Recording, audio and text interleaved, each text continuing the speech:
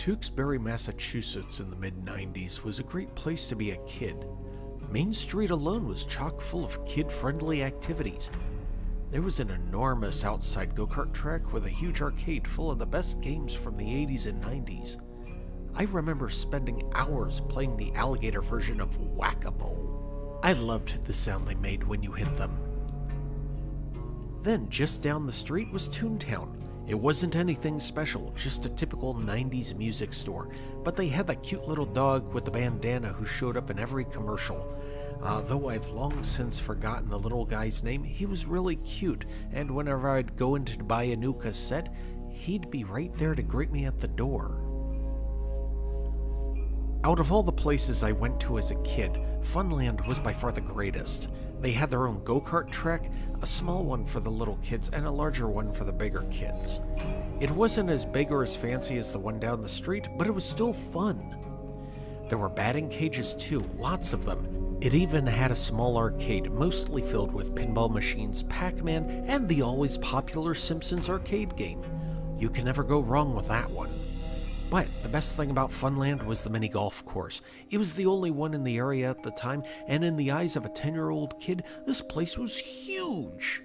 The iconic spaceship with the Funland logo sat in the center of the park. You could see it from the street along with the giant giraffe statue that stared into the parking lot, smiling down at you as you went in. There were other memorable statues too, including the pink elephant and a large dollhouse that sat in the back corner.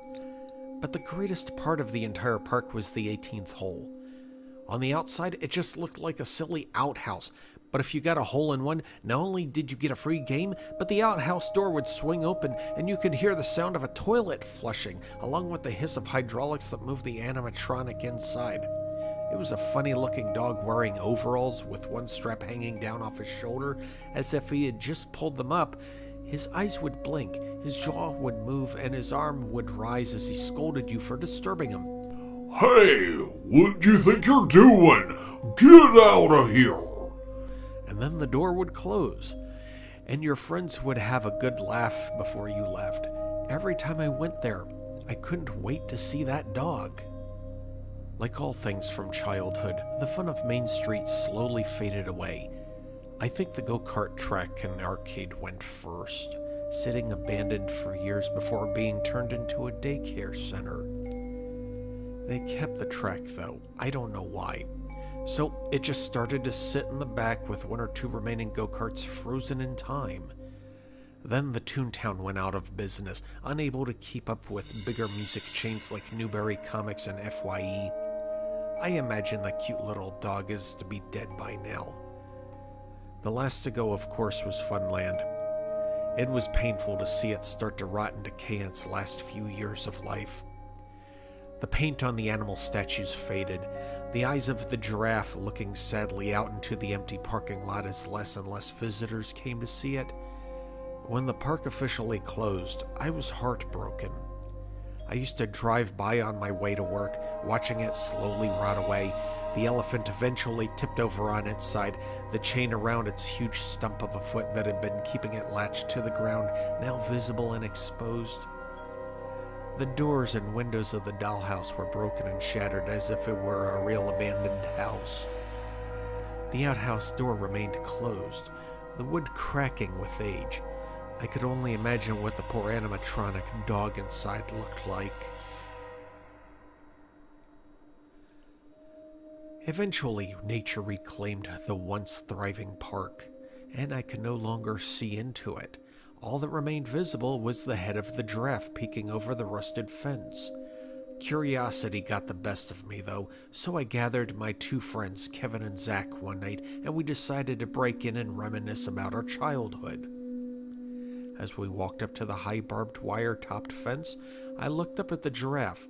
It was the first time I noticed just how creepy it looked. Its yellow coat of paint had almost completely faded, leaving only brown spots and a huge almond-shaped black eye. Continuing on, we snuck into the back of the park, nearing the batting cages. Zack had brought a pair of garden shears and he cut the fence open, just enough for us to squeeze through.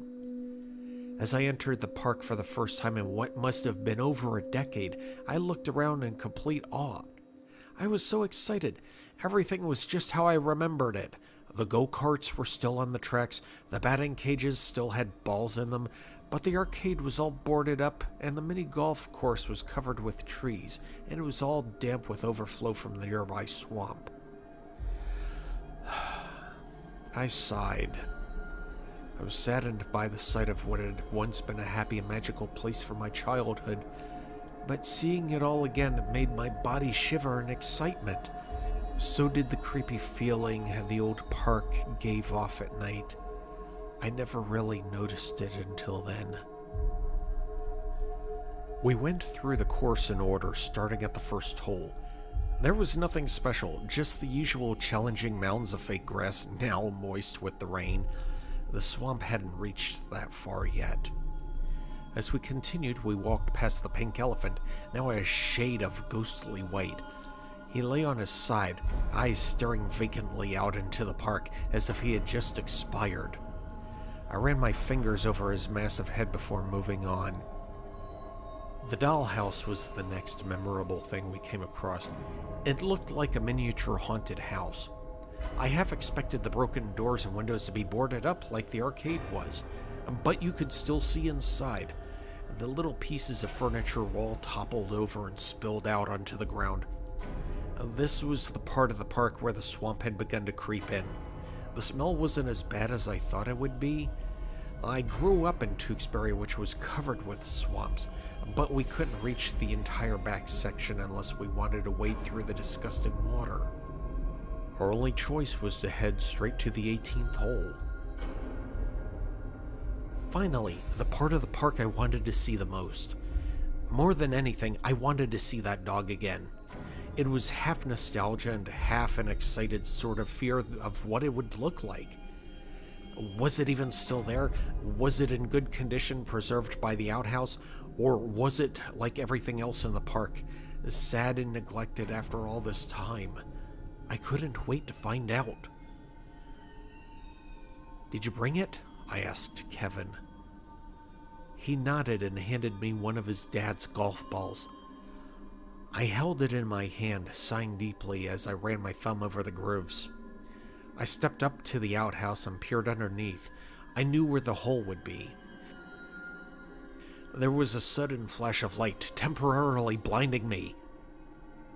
"What the fuck, Zack?" I yelled, blinking away the white-yellow spots in my eyes. "I was just trying to help," he replied moodily. "Let's just hurry up and get the hell out of here." "Yeah," added Kevin. "This place is giving me the creeps."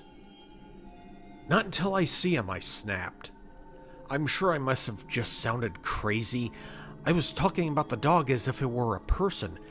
To me, he was more than just some sideshow attraction to be gawked at. He was a part of my childhood. It was like I was about to meet an old friend whom I had not seen in ages. My friends didn't reply. Zack simply kept his flashlight pointed beneath the outhouse, and Kevin sighed in annoyance, tapping his foot impatiently. But now we could all see it. The hole. The white tube in the ground that brought the golf balls back into the little hut outside the arcade. It was barely visible over the mound created by the fake turf, but it was still there, and I had a clear shot. I placed the ball on the ground and aimed carefully, rolling it towards the hole. We could hear the ball enter the pipe, the sound of it swirling down into the ground, echoing into the silent park. Zack and I stepped beside Kevin, the light now shining on the outhouse door itself. I clenched my fist in anticipation, wishing with all my heart that it would somehow still work, that the door would open and the dog would still be there, and he would scold me like he always did. It was a stupid wish. We all jumped at the sudden sound of the once familiar flushing noise, now slightly distorted. Then the doors began to open and the loud hiss of hydraulics resonated throughout the night. We stood there breathless and silent. It worked! We actually made it work! After all these years, I'd finally get to see him again. I was so happy that I could feel the sides of my mouth curl up in a magnificent smile, as if a child were opening a present on Christmas morning. But the present wasn't what I had expected at all. There he stood, my once familiar friend, my reward for getting a hole-in-one. But I could hardly recognize him now. The fur that covered his metal frame was matted and wet, and his overalls hung loose around him like they would on someone who had lost a great deal of weight. My breath caught in my throat, which was now suddenly dry. I swallowed softly, eyes widening as they traveled up the dog's face. It was a horrible, hideous sight. The fake fur on half of his head had torn away, exposing the wires and joint mechanism in his mechanical jaw. I didn't remember him having teeth. On the same side, his plastic eye had sprung from his socket and now had remained dangling from his torn cheek. Then he blinked, the mechanism on his broken eye shuddering around the exposed wire, releasing small sparks. More sparks flew as his arm shot up with a clang and the hinge on his jaw creaked as his mouth flopped open. He spoke. What do you think you're doing? The funny southern drawl of his voice was completely gone, replaced by something raspy and angry, and although I could hear the chilling distortion in his voice box, he sounded more human than I ever remembered. Kevin ran. He didn't even look back. Zack dropped his phone and started to slowly back away, screaming as he stared into the dog's one good eye, which seemed to turn on him at the disturbance. Then somehow, the dog moved forward. He wasn't programmed to walk as far as I knew, but the hydraulics attached to his body only sat him up. He wasn't supposed to walk, but my God, I saw the once funny animatronic dog from my childhood step out of that old withered outhouse towards us. I stood there frozen in fear, staring at it. "Fuck this," I heard Zack utter before he too left me. Now I was alone with him. I'd spent so many years thinking about this very moment. I wasted countless hours thinking about this dog and wanting to see him one last time. But I knew then I should never have stepped foot into that old park. My childhood was dead, as broken as the wires and metal rods that barely held the dog together. He seemed to watch Zack go, his good eye turning with a crackling sound as he watched my friend disappear into the darkness. Then the eye turned on me. Get out! He commanded, his arm still pointing, now in the direction of the parking lot where the headlights of Zack's car had just turned on. I didn't move. I could only stare. Was this some sort of sick nightmare? Some bizarre fantasy my brain thought up to get my mind off a time I could no longer return to? The thing stepped closer, its disfigured face mere inches from my own. The smell of wet dog seemed to invade my nostrils. Get out of here! It boomed, the voice box short-circuiting as if it had exploded before slowly fading out. It sounded like multiple voices had spoken, all deep and aggressive, almost demonic. This time I listened, and I ran as fast as I could through the park, which was dimly lit by the headlights of the car. My eyes darted around. The once familiar area now seemed foreign and strange. I couldn't tell where I was going. I heard the sound of children laughing, the trumpeting call of an elephant, and the clanging and grinding of metal gears. When I finally reached the fence, I tried sliding through the hole we came through, but I got stuck on something. I looked down to see if my jacket was caught, but it wasn't. Then I looked back. Staring right into its eyes was the one white plastic eyeball with a painted-on black pupil. My eyes widened, staring back into the black spot as if it were a hole ready to swallow me alive. Then I discovered the reason I was stuck. The hand of the animatronic dog was gripping the back of my collar. I remembered thinking that the hand was supposed to be stuck in a pointing position. It didn't have any mechanical function to actually open and close. But then again, the dog wasn't supposed to be walking anyway. You shouldn't have come back. I heard it whisper, sending a chill up my spine. Then it released me with a shove and I fell through the opening of the fence. Scrambling to my feet, I ran to Zack's car, not once looking back as he sped off down Main Street. It's been 5 years since that night. I don't talk to Kevin or Zack much anymore, and we have never once spoken of that incident, not even on the car ride home. I never drove down that stretch of Main Street again either, until today. It was late, and the road I usually take home had a detour which led me right to it. What harm would it do by driving past it, I thought. But I should have known. I tried not to look. I really did. But I just couldn't help sneaking a peek. I couldn't see much through the rain. But I noticed a large for-lease sign that now hung on the fence. The giraffe was gone, or perhaps it had fallen over and was hidden under the thick brush. With a sigh, I continued on, trying to push the memories of that night out of my mind and replace them with the happy ones from my childhood. My windshield began to fog up from the indecisive New England weather, so I put up my defroster. Then I noticed something. Instead of clearing from the bottom up like it normally would, my windshield began to clear in patterns.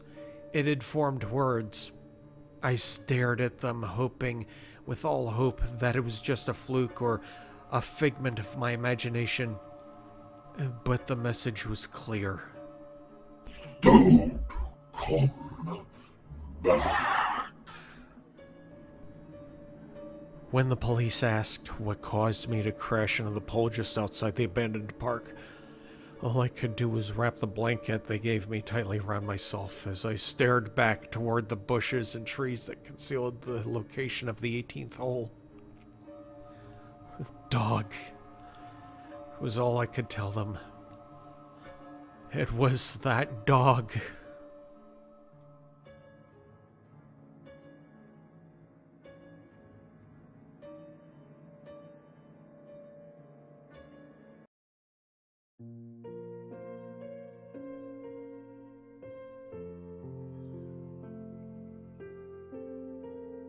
I live in a small town in Massachusetts where nothing big ever seems to happen. However, a few years ago, my older brother was in a pretty bad car accident that seemed to leave him more mentally damaged as opposed to physically.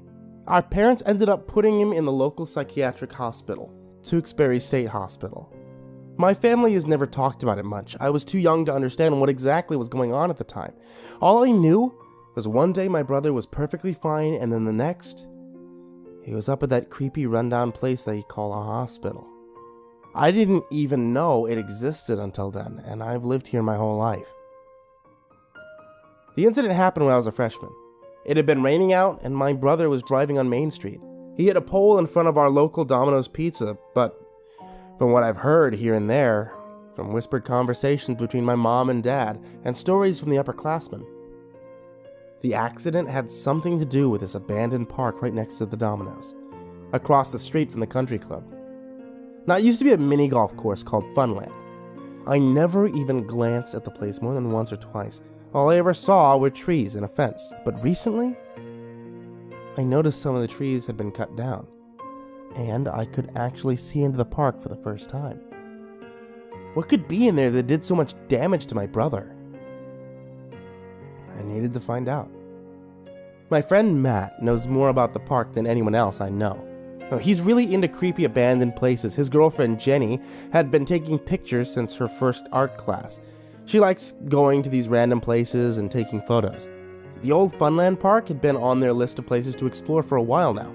They came to me a few weeks ago and asked if I wanted to check it out with them. Matt is one of my friends that knows what happened to my brother, or at least all I know about it. My parents have forbidden me to talk about it to anyone. I'm not even allowed to ask them questions. It's something that's been gnawing at me for the past few years. I want to know what happened to him. I want to know what's inside that decrepit old park. We finally went in about a week ago. Matt insisted that we go about a half an hour before sunset. That way Jenny could take some pictures in the daylight, and we could scope out the park for safety purposes. You can never be too careful in places like these, he told me. You never know what could be there. According to him, some of the local kids have been getting over the fence from the back left side, behind what used to be batting cages. It was a good thing that we were doing this during the dry season. That whole area is prone to flooding. Heck, the whole town is. Whose bright idea was to build in swampland. When we got to the fence, we could tell where and how people have been getting into the park. There were several spots where the fence was already crushed down or raised up, allowing the option to jump over or crawl under. We picked the first option, using a conventional pile of boards to boost ourselves up. Matt dropped down first, making sure that the area was clear before he helped Jenny over. Once we were officially in the park, I sort of just stayed back and let Matt and Jenny do their thing while I looked around. Jenny was off taking pictures of the old batting cages. It was a lot bigger than I thought it would be. There were even baseballs left in the automated pitching machines, but they were rotted down with decades of exposure. When I looked over at her, she beamed from ear to ear, her camera snapping away at one of the machines. Its coat of green paint was faded, but you could still see the number 6 written on the side. Matt was standing on the central area, just outside the cages themselves. It looked like someone had set up a makeshift skate park. There was even a go-kart sitting there, still intact. Let's go around the golf course first. It looks like it's still going to be hard maneuvering in there, even with most of the trees gone, Jenny said. I nodded in agreement. We followed Matt further into the park. The course was even more run down than the batting cages. The fake green turf at each hole was muddy and covered with old leaves. The first structure we saw was what we assumed at first was a shed. Turned out to be a dollhouse that was even taller than me. It even had a balcony. There were bits of glass from the windows that was scattered around, smashed and cracked, either from decay or vandalism. I was actually pretty impressed that there wasn't more vandalism. It's one thing if you want to appreciate an old place by just looking at it and taking pictures, but it's another to break stuff or spray paint over everything. That's just not right. If there had been anything in the fake house before, it was gone now. Moving forward, we saw a little wishing well. The roof was red and real slating, and the fountain was brick. We found a huge white rocket ship that sat at the center of the course, with the words Funland written on either side. What's that over there? Ginny asked, pointing in the direction of the smallish white building at the entrance. I think that's an arcade, Matt replied. And that little one in the front looks like where you get the golf balls and putters, you know? Yeah, I replied, scanning the area. And then something caught my eye. What's that thing over there? It looked like a weird wooden shack with sort of transparent door. The turf area was inclined and went under the door. The 18th hole, said Jenny, snapping another picture. It says so right there. Yeah, but what's it supposed to be? I asked. It sort of looks like an outhouse, Matt pointed out. Oh, I see it now. Weird. Ring bell for free game with a hole in one, Jenny read. Hey, what's that? She bent down, brushing some of the leaves out of the way of what she was seeing. What is it? It's a cell phone, she said, turning it over in her hand. The thing looked ancient, caked in dirt. There's no use trying to get it to work. At least I can get a picture, she said, placing it back down on the ground to do just that. It looks like something should be inside here, I pointed out, stepping onto the turf mound as I peered through the transparent door. We're losing sun, said Matt, gesturing for Jenny and I to follow him as he turned back to where we came from. I want to take a look at this storage shack. Jenny and I followed after him. When we reached the rectangular white building, Matt and I searched for some way to peek in, while Jenny took her last few photos in the twilight. There was a large metal door on one side, but it was clearly padlocked. On the opposite side, hidden beneath some brush and one of the batting cage's nets, was a normal-sized door. It was also metal, but it was a bit rusted, and it didn't have a noticeable lock. Just a metal bar that read, "Push." Are we going in? I asked. Matt looked around carefully before deciding. If we can, he said, pushing down on the metal bar. The slightly rusted door moved an inch, if that, but with a few good kicks, it slammed open with an echoing thud. So much for being quiet. Let's go, Matt said, turning his flashlight on as he stepped inside the building. Jenny followed him, her eyes scanning every corner for a photo op. I took my own flashlight and casually looked around. There was stuff everywhere. Clubs, bats, golf balls, baseballs, some go-kart parts, and random pieces of wood and metal. But besides all that junk, there were plaster and wooden figures and other pieces from the mini-golf course. A huge gray elephant looked like it had been tossed in a corner, and a giant giraffe with a weird alien-like eye was shoved on top. They looked so strange just lying there, as if they were dead.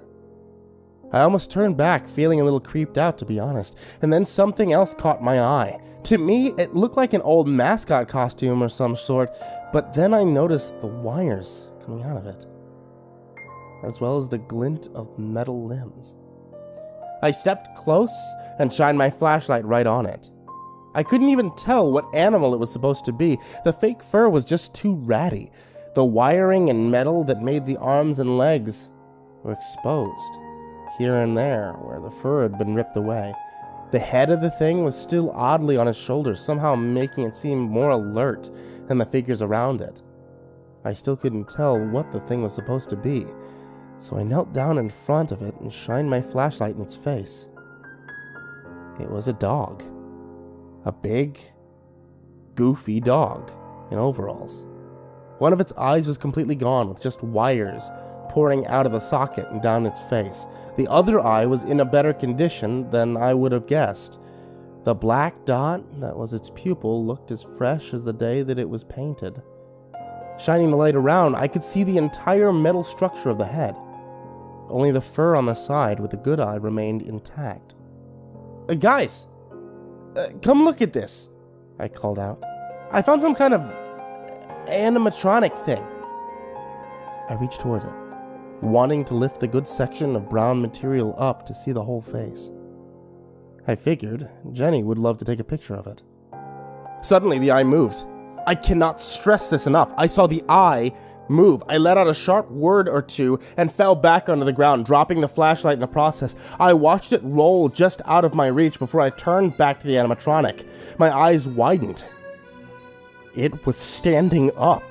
The weight of its head looked like it would fall to its chest if it had looked down, but it could see me perfectly with the head cocked like that. I could feel it. I watched its jaw creak open as if it were to speak, but the whole thing snapped down with a clang, dropping a few inches down, barely being held up by the wires on the dog's face. Without any sort of man-made sound from a voice box or anything, the dog spoke. Its words were chillingly smooth, as if a person were standing before me instead of a hunk of rusted wire. It was angry.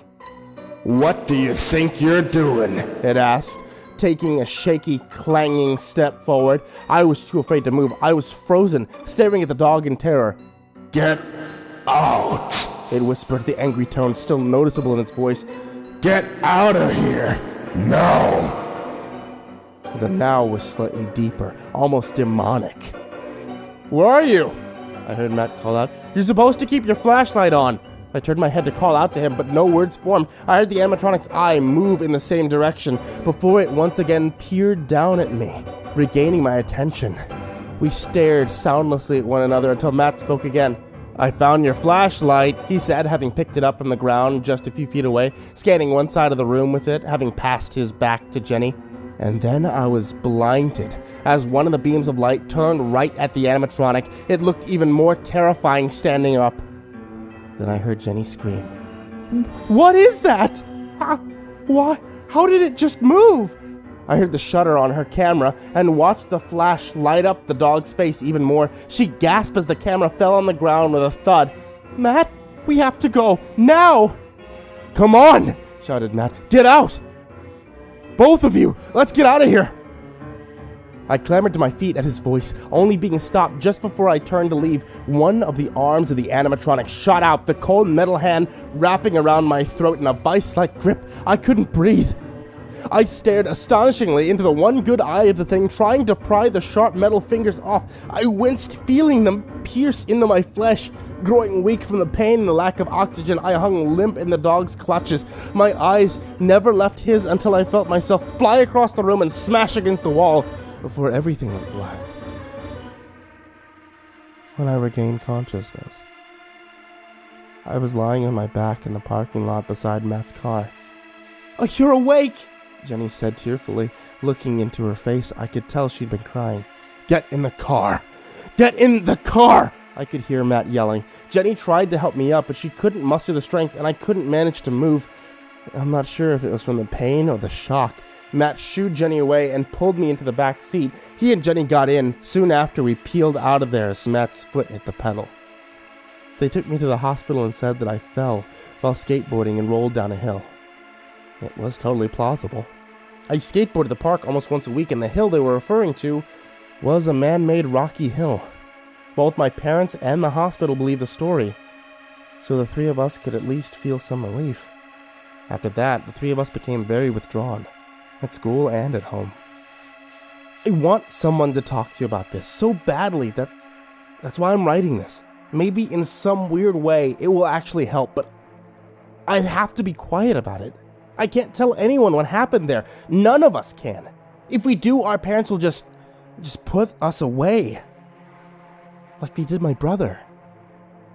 Jenny wants to go back so that she can find her camera, but Matt keeps telling her to just let it go. I've been having these nightmares every night since. I'm running through the park and the dog is right on my heels. I'll never forget that clanging sound. I still hear it. If we could get our hands on that camera, maybe people would believe us. Then they'd have to let my brother out. He isn't crazy. None of us are. I saw it. I saw that dog. I still see him. Standing in the corner of my room. He doesn't say anything. He just stands there. Staring at me with his one good eye.